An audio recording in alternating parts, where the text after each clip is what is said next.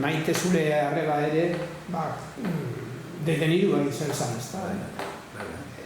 Nola bizi izan zen zuk hori? Gaizki, baina, garai hartan bakikigun ze arrisku zeuden. Bakikigun jendea, agintariak nola jolazten zuten. Eta, bakikigun arrisku hori hor zegoela. Gero, tratamentua eta hori nola egin, gara ez dela oso bat, baina horrela zen.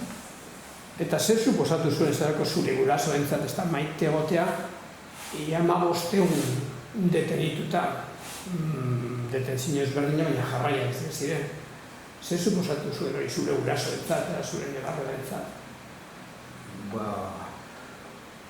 Gara hietan ez duzu baloratzen nolako, esara pentsatzen ere ez da, baina nire gurasoentzat izango zen, una bomba.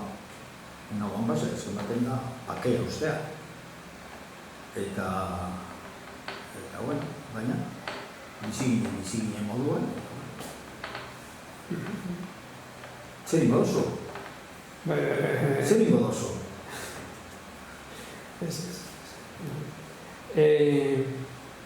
Gero hori bakarrik ez, geroago ere, zure beste anai Josek ere arazoak izan zituen, ez da? Kontatu nahi duzu hori, ipur bat? Ni gauza asko ez dut ezautzen, baina arazoak izan zituen, baina detailizkoek ez bera oso utxia zen. Ez un gauza hondirik kontatzen, eta hori, bera espadu kontatzen, zaila da jentzea, ez da.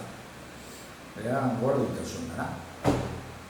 Baina alde Bera, pentsatzen zuen, hori hemen segun pakerik eta alde ingazuela, netik, eta bilatu zuen beste nora joan, eta ara, pentsatu.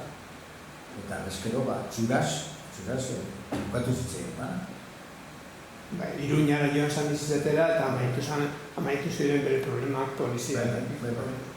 Guztiz.